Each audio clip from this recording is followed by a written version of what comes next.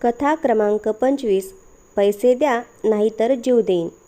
इन्फोसिस फाउंडेशनमध्ये आम्हाला वर्षाला किमान 10,000 पत्रे येतात.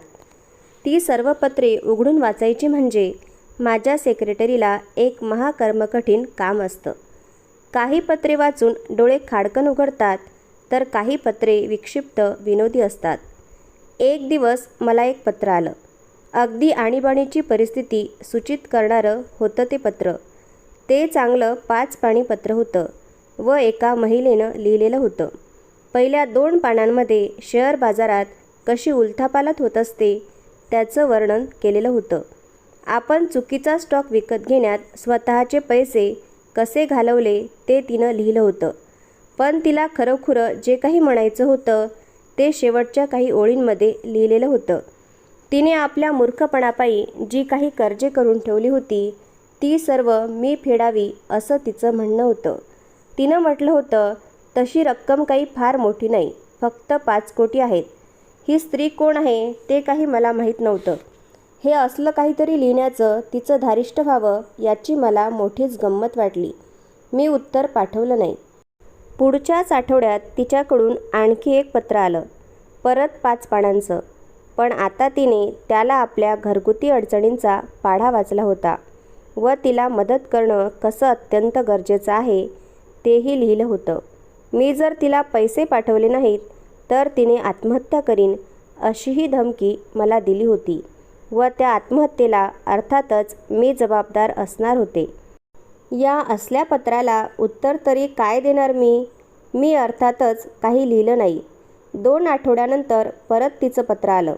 त्यात तिनं मला पाषाण हृदयी स्त्री म्हटलं होतं. मला माझ्या बांधवांविषयी साधी करुणा, प्रेम, अनुकंपासुद्धा वाटत नव्हती आणि ही अशी व्यक्ती मानवजातीची सेवा करण्याच्या कामाला कशी लागली याचंच मला आश्चर्य वाटत होतं. ही अशी पत्रे वाचली की मला कुठेतरी दुःख होतं. या पाठीमागचं जे काही तत्त्वज्ञान आहे ते मला समजू शकत नाही. एखाद्या माणसाने तुम्हाला जर पैसे दिले नाहीत तर एका क्षणात तो माणूस वाईट कसा होतो? नाहीतर तो माणूस अत्यंत थोर असतो. पुष्कळदा नातेवाईकसुद्धा असं वागतात.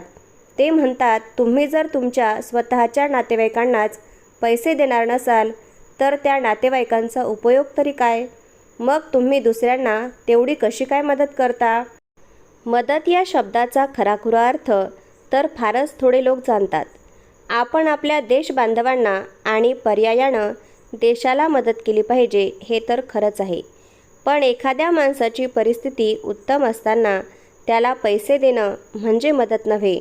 दुसरं घर घेण्यासाठी, महागडे दागिने विकत घेण्यासाठी किंवा परदेश प्रवास करण्यासाठी कुणाला पैसे देणं म्हणजे काही मदत नव्हे.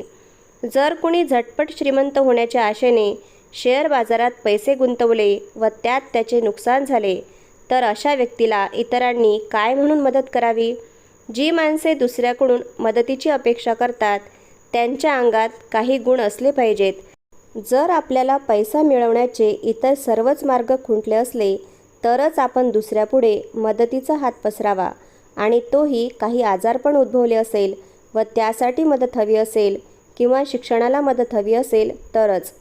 एक गोष्ट लक्षात ठेवायलाच हवी की हा आपला पैसा नाही. देणगी देणाऱ्या माणसाने काही वेळेला स्वतःची काही सुखे बाजूला सारून आपल्या कुटुंबियांची सुखे बाजूला ठेवून रक्कम उभी केलेली असू शकते. तो पैसा मिळवण्यासाठी अहोरात्र मेहनत केलेली असू शकते. शिवाय आपले पैसे आपण कोणाला द्यायचे आणि कोणाला नाही हे ठरवण्याचा अधिकार त्या दात्याचाच असतो. दान देणाऱ्याचा हात हा ते दान स्वीकारणाऱ्या हातापेक्षा नेहमीच वरच्या पातळीवर असतो. जर कुणी मला कधी शाल भेट म्हणून दिली तर त्या शालीआडून बरेच वेळा विनंती अर्जही येतो. जर एखाद्या व्यक्तीने माझी प्रशंसा केली तर बरेच वेळा त्या प्रशंसेचा शेवट एखाद्या मागणीने होतो.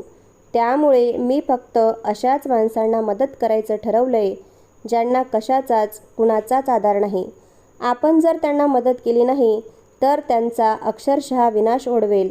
ही अशी माणसं, हीच माझी माणसं, तेच माझे नातेवाईक.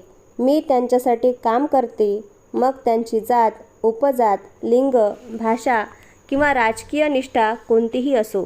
जर आमच्यापाशी त्यांना मदत करण्यासाठी पैसे उपलब्ध असतील तर ती आम्ही जरूर करतो. त्या लोकांकडून मी त्या बदल्यात कसलीही अपेक्षा ठेवत नाही, पुष्पगुच्छाची सुद्धा नाही. त्यांच्या डोळ्यात तरळणारा आनंद हेच माझं पारितोषिक. त्या स्त्रीच्या आत्महत्येची धमकी देणाऱ्या पत्रानंतर मी माझ्या सेक्रेटरीला सांगून ठेवलं आहे, ही असली पत्रे माझ्यापर्यंत पाठवूसुद्धा नकोस. त्याआधीच फाडून फेकून देत जा. त्यामुळेच आजकाल मला कमी पत्रे वाचावी लागतात. धन्यवाद. पुढील भाग पुढच्या व्हिडिओमध्ये.